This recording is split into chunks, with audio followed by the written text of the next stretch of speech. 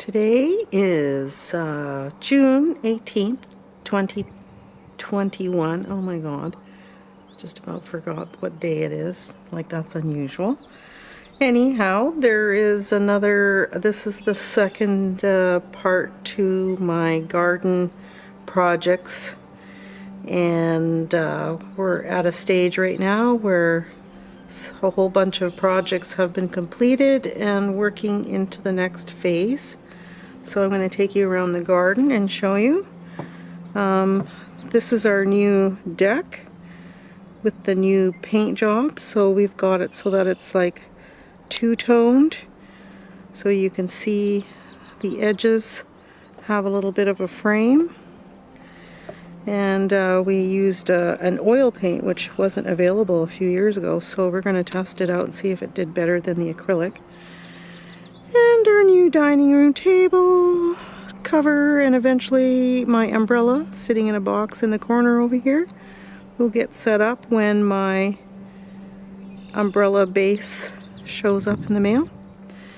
And over here is last year's purchases. We got these wonderful lounge chairs and bought cushions from the auction, and I had a couple of red sheets that I could cover everything and make it so it's easy to throw it in the wash. But you can see what a lovely place to lounge and check out the view and get a beautiful view of, well, there's Hope for Wildlife over there. So they're busy over there, and you get to hear all the birds. It sounds like we're in a jungle. And now we're going to go into my garden. And over here are some seedlings that will eventually get put into the garden when the slug season settles down a little bit. And now over here is the last time you were here. These pots weren't planted. They're sitting along the house. They now have seeds in them, flower seeds pretty much. And eventually they'll be put around the front deck. But for now, this is a nice hot space for them to sit and grow. And over here is my Paisley Garden. And you can see now that the tulips are at their end. They no longer are my showcase. They're passing away. And then down in here I've gone and planted a bunch of seeds. So I've worked really hard at trying to find seeds that sow themselves, that are easy to grow, and we'll see if they are. And I do have a few seedlings that'll eventually get popped in there, so if everything fails, at least I'll have something. So I've done some transplanting, and last time the first video was about me, and I was just about to do these stones, the flag stones, and put them into the pea gravel, which was really easy to do. It was really fun. I felt like I was putting together puzzles. So I really made sure I had fun putting them in places that created shapes I was interested in. And it turned out pretty good. Just had just enough to finish this little area. So, and then this little plant here, I wintered it. And look at it. What an amazing little plant. It's called the harlequin. Not really sure exactly what species it is, but it's definitely interesting, and it likes this clay pot, so I think it likes the dryness.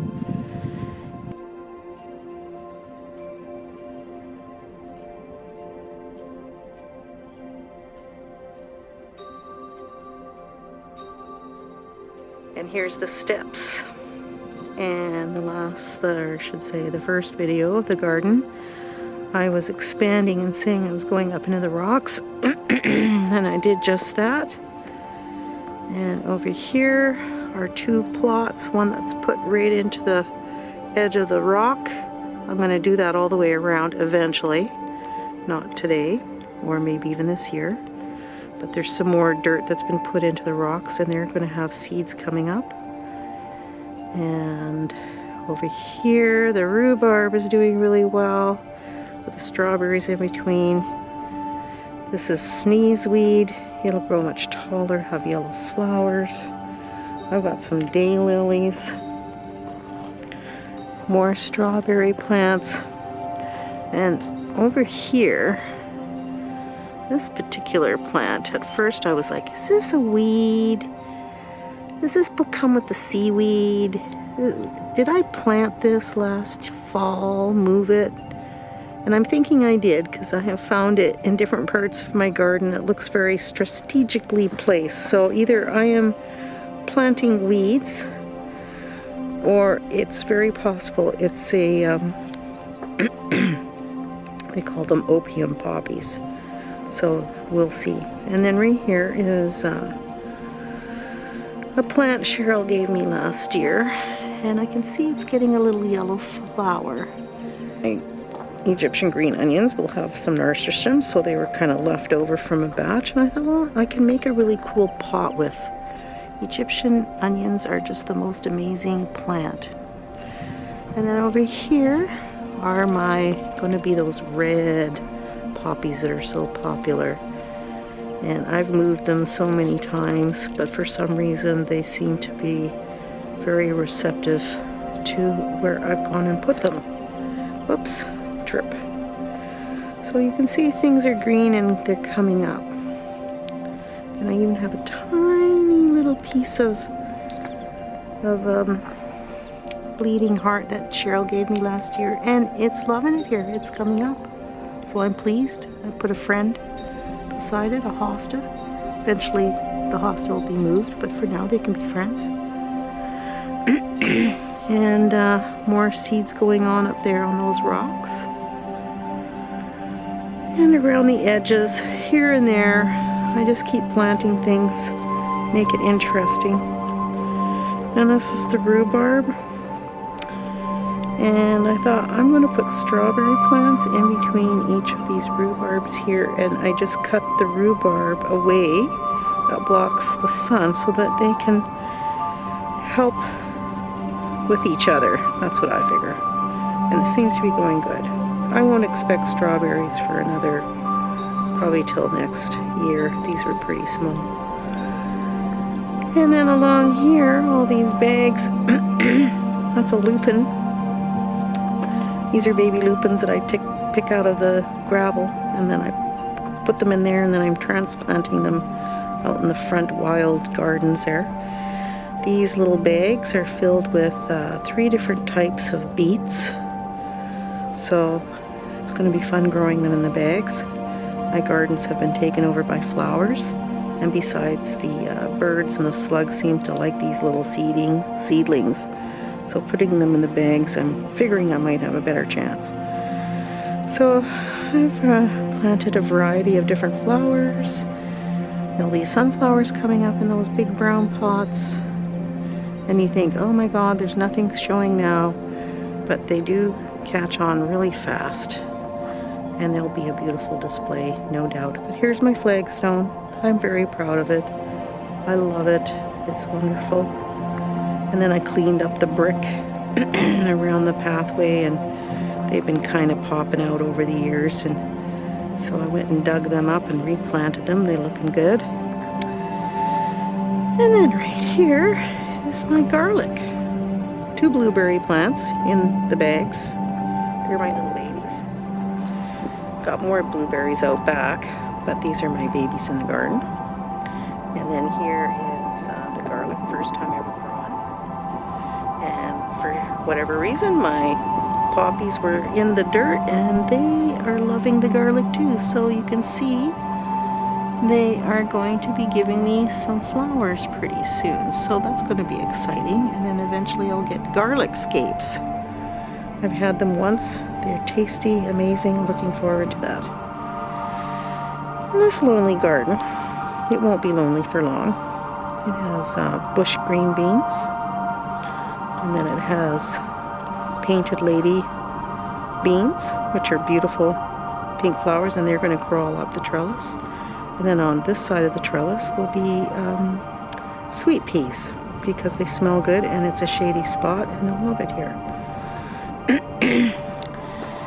And then these gardens are still being developed. There's been some transplanting going on. This giant hosta is proving to be a giant hosta. I got it at the end of the season last year from Cheryl. She says, oh, here's a piece of hosta. It's a giant hosta. So I just threw it in there. Whoa, it's getting big. So it'll stay there this year. I think I'm going to move it. I have a spot for it. And it's going to be by the front deck in the shadow spots. And I think it'll be perfect to live there. And I'll put something else in the center. And today I come out. And here are the new stars. Look at those beautiful irises. Absolutely beautiful. Wow, what an incredible flower. You just can't imagine how anyone, no human being, can create something that beautiful, that spontaneous. Look at that, gorgeous.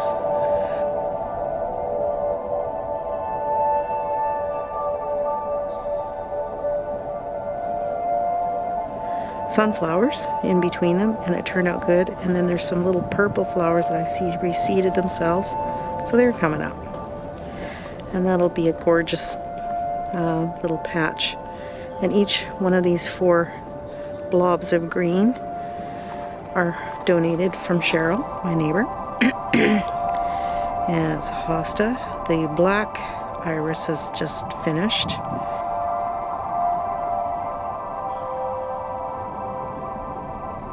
And over there will be a daylily, and so it's like everybody takes a turn being the center stage, which is kind of cool. I'm starting to learn that with plants. They don't all just become the center of attention. Now this little thing, I got creative one day and I was like, okay, I got this driftwood. What am I going to do? Oh, I really like the way the driftwood kind of frames. I don't have the screen inside there, and I've decided to leave it out. Instead, use the metal trellis that's installed as a frame. So I just took fishing wire and I attached it to the metal and just tied up my pieces of found wood on the beach with a couple of star rocks. Here's another piece of metal I found, and I threw some plants in there. So it's getting to the point where anything that I purchase from a store called Gardening Decor, it's just going to stick out like a sore thumb. So I'm continuing with the find things on the beach and incorporating in my garden, because I think that looks best. And looky here, the lupins are here.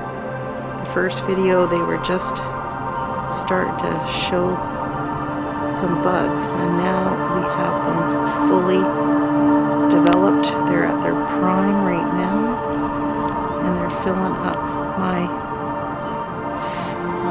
hillside.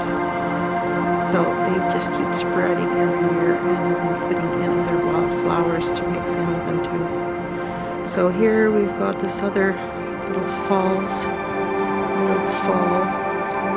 They're really great. And again, the plants seem to take turns who's going to be the star.